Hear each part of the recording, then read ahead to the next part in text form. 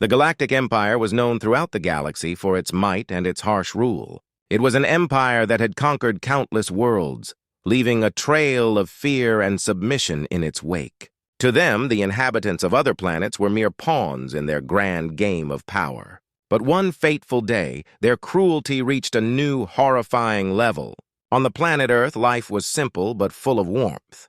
People lived their lives with hope and dreams, far from the reach of the oppressive empire. Among them was a young child named Mia, who had a smile that could light up the darkest day. Mia was just 7 years old, with a curious mind and an unbreakable spirit.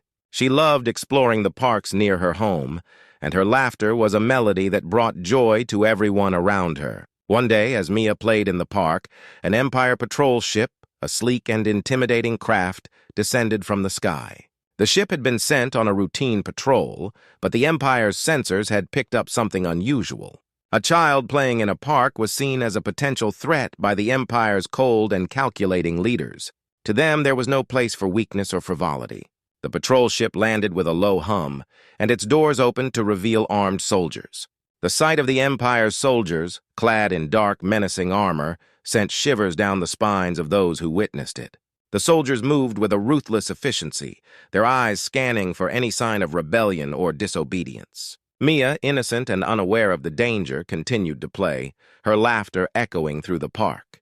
Her mother, a kind and gentle woman, watched from a distance, a sense of unease creeping over her. She had heard stories about the Empire's cruelty, but she never imagined it would reach her family. Without warning, the soldiers approached Mia. The park, once a place of joy, now felt like a stage for a grim scene.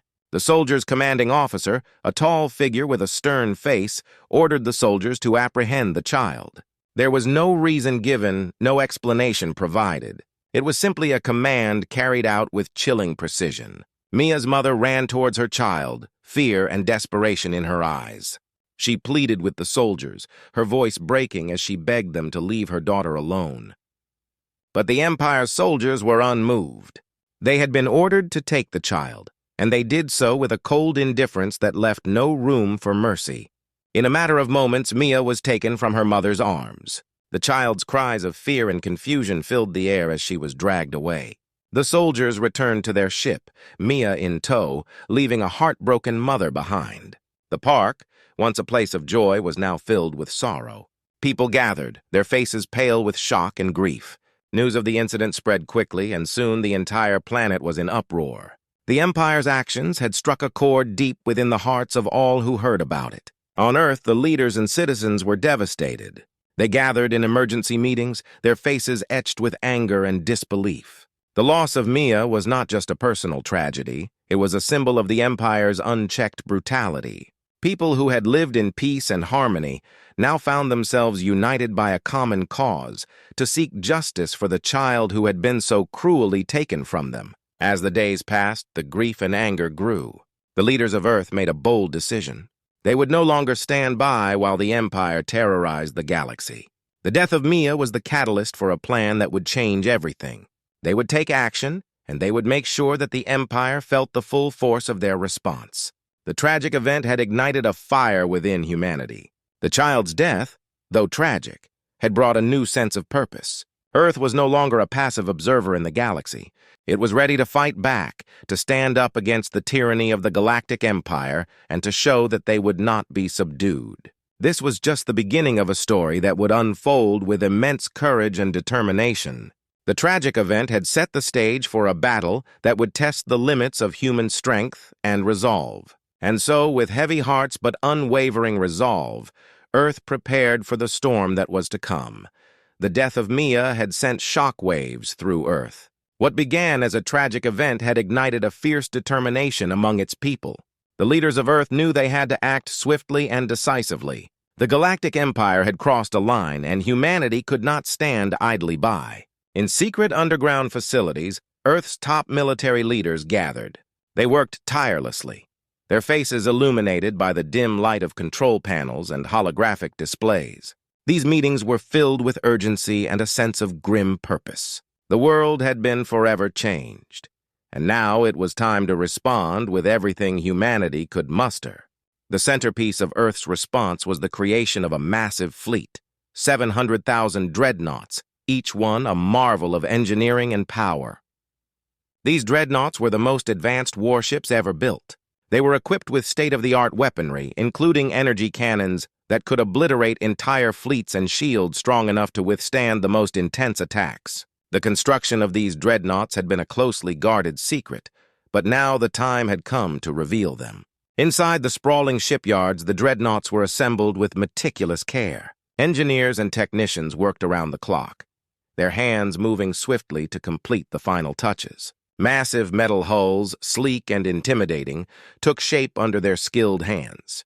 The sound of welding torches and the hum of machinery filled the air. The workers, though exhausted, felt a sense of pride in their work. They knew that each dreadnought was not just a machine, it was a symbol of humanity's resolve. As the dreadnoughts neared completion, the focus shifted to training the crews who would man them. Thousands of soldiers, pilots, and engineers were brought together for intensive training. They practiced combat maneuvers, learned how to operate the complex systems aboard the dreadnoughts, and prepared for the harsh realities of space warfare. The training was rigorous and demanding, but the sense of duty and the drive for justice pushed them to their limits. Simultaneously, Earth's leaders worked on rallying support from other planets and colonies. They sent out messages of solidarity and calls to arms. Many of Earth's allies, who had long been oppressed or threatened by the Empire, responded with enthusiasm. They saw this as an opportunity to stand against a common enemy and to fight for their freedom. In the heart of Earth's command center, a large holographic map displayed the galaxy. The dreadnoughts were shown in various stages of readiness, and strategic plans were mapped out. The leaders debated tactics and strategies, making sure every detail was accounted for. They knew that the success of their mission depended on precision and coordination. The final step in the preparation was the creation of a detailed battle plan.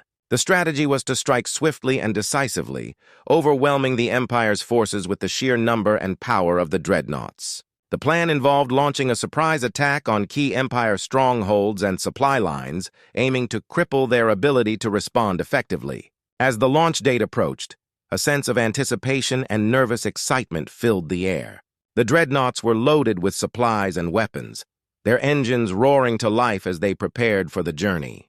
Families and friends gathered to say their goodbyes, their expressions a mix of pride and fear. They knew that the coming battle would be fierce, and many faced the uncertainty of what lay ahead. With the fleet ready and the final preparations complete, Earth was poised for action. The galaxy watched as humanity prepared to take its stand. The dreadnoughts, mighty and formidable, were a testament to the strength and unity of Earth. They were more than just machines of war. They were symbols of a people's determination to seek justice and to protect their future. The stage was set for the confrontation with the Galactic Empire. The preparations had been meticulous, and the resolve was unshakable. As the dreadnoughts moved into position, the anticipation grew. The galaxy held its breath, waiting for the moment when Earth would unleash its fury upon the Empire. The war was about to begin, and humanity was ready to fight with everything it had. The day had finally arrived. After weeks of intense preparation, Earth's massive fleet of 700,000 dreadnoughts was ready for action. The hum of engines and the clatter of machinery filled the vast docking bays as the ships prepared for their mission. The entire fleet, a formidable armada, was poised to launch their assault on the Galactic Empire. The stakes had never been higher. As the countdown began, the dreadnoughts, arranged in precise formation, slowly lifted off from Earth's surface. The sky was filled with a breathtaking sight. Thousands of colossal ships breaking through the atmosphere, their engines blazing a trail of light. The sheer scale of the fleet was awe-inspiring, a testament to humanity's resolve and technological prowess. In a galaxy bustling with powerful civilizations, the Zephyrians once held a prominent place. Known for their advanced technology and rich culture, they had been a key player in galactic politics. But times had changed, and now the Zephyrians were considered weak and irrelevant. The Zephyrians were a species with tall, slender bodies and glowing, bioluminescent skin. Their once great cities were now in ruins, and their technology was outdated. Many years of neglect and conflict had left their society on the brink of collapse. Once they were revered for their achievements, but now they were seen as a relic of the past. The major galactic powers, including the Krillians, the Dravari, and the Volnax, had all turned their backs on the Zephyrians. To these powerful factions, the Zephyrians were no more than a nuisance. The Krillians had once fought alongside them, but now they saw them as a weak link. The Dravari, known for their ruthless nature, viewed the Zephyrians' desperation as an opportunity to seize their resources. The Volnax, a technologically advanced species, considered them an outdated curiosity. Desperate for help, the Zephyrians sent out countless messages to the galaxy's most influential factions. They pleaded for aid, but their cries fell on deaf ears. Every time they reached out, they were met with disdain or outright refusal. The Zephyrians' pleas were often met with mocking laughter or cold indifference. The other species were too focused on their own interests to care about the plight of a once great but now weak species. As the Zephyrians struggled, their situation grew increasingly dire. Their infrastructure crumbled, and their once thriving economy became a shadow of its former self. Many of their people were left without homes, and their once advanced technology was now outdated and barely functional. The once great Zephyrian Empire was now a mere shadow of its former self, with its people living in poverty and fear. In the midst of this bleak situation, a small human delegation took notice. Captain Elena Ramirez, a dedicated and compassionate leader, had heard of the Zephyrians' plight through unofficial channels. Unlike the powerful galactic factions, the humans had no direct stake in the Zephyrian struggle. Yet Captain Ramirez and her team felt a sense of duty to help those in need. The human delegation was a small group, but they were determined to make a difference. They operated in secrecy as their own government was not interested in intervening. The humans began providing aid to the Zephyrians quietly.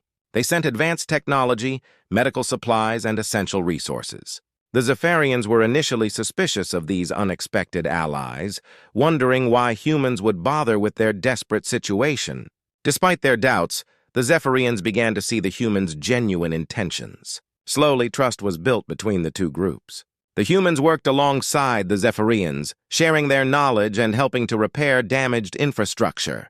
They also helped train the Zephyrians in the use of new technology, which brought a glimmer of hope to their struggling society. As the humans continued their support, the Zephyrians started to see improvements.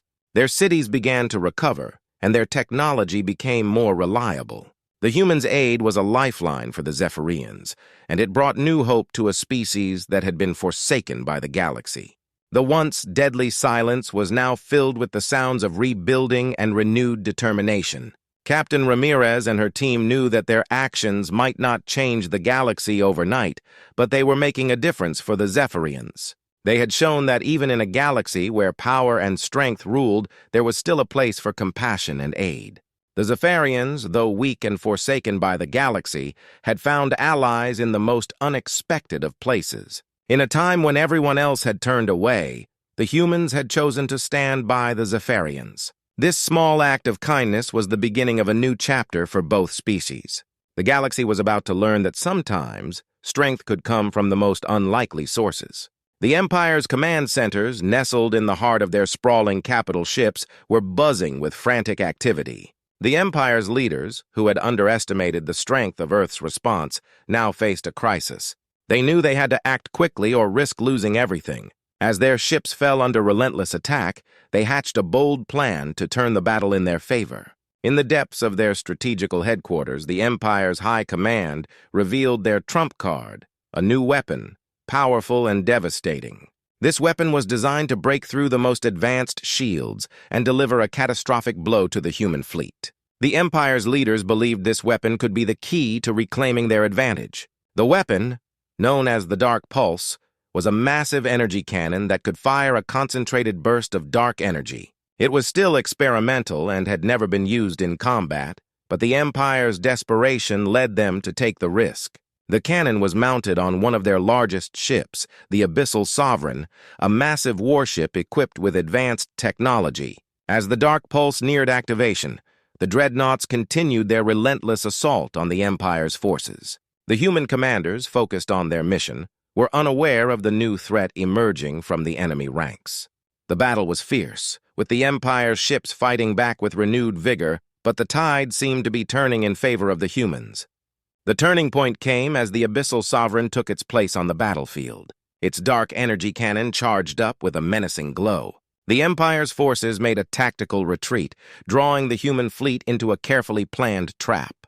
The Dreadnoughts, driven by their mission and their initial success, pressed forward, unaware of the deadly ambush awaiting them. The dark pulse fired with a blinding flash. The beam of dark energy cut through space, its power overwhelming.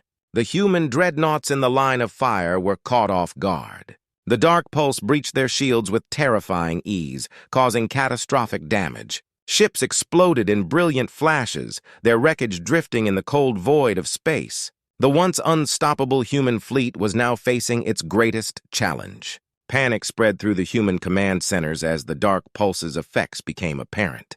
The initial shock was followed by a rapid response. The commanders, though shaken, quickly ordered their ships to regroup and execute evasive maneuvers.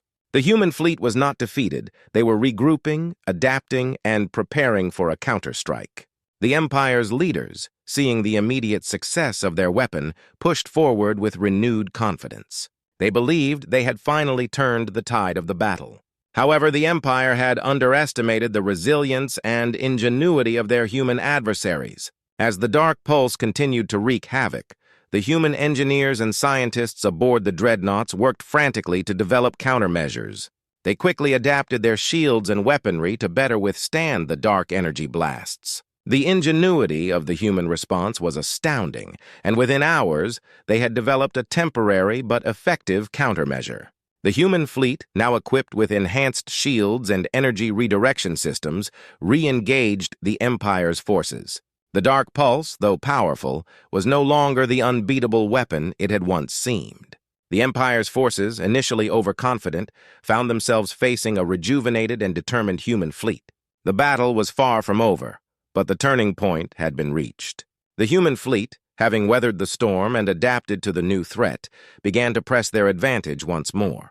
The Empire's leaders, seeing their initial advantage slipping away, realized that the war was far from won. The turning point marked a critical shift in the conflict. The Empire's once unstoppable weapon had been countered, and the human fleet, though battered, was proving its resilience. The stage was set for a new chapter in the war, one where the determination and adaptability of humanity would continue to shape the outcome.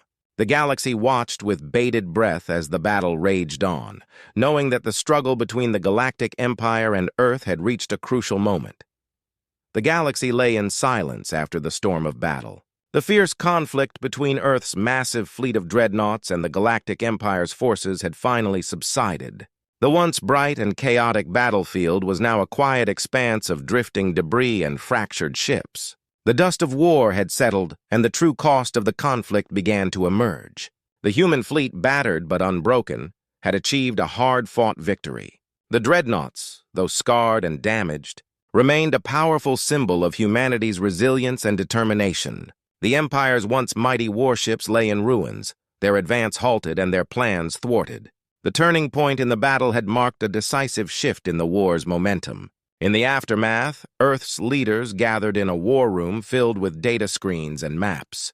The room was quieter than it had been during the height of the conflict, but the sense of urgency remained. The leaders reviewed the battle's outcomes, analyzing the successes and failures of their strategies. The losses had been significant, but the victory was a testament to human strength and unity. The leaders took a moment to remember those who had been lost in the battle. Families of fallen soldiers were honored with ceremonies and tributes. Their bravery and sacrifice had been crucial in securing the victory. The leaders knew that the price of war was steep, but the spirit of those who had fought was an inspiration to all. As the human fleet began to regroup and repair, engineers and technicians worked tirelessly to assess and fix the damage. The sight of ships being mended and refueled was a hopeful one.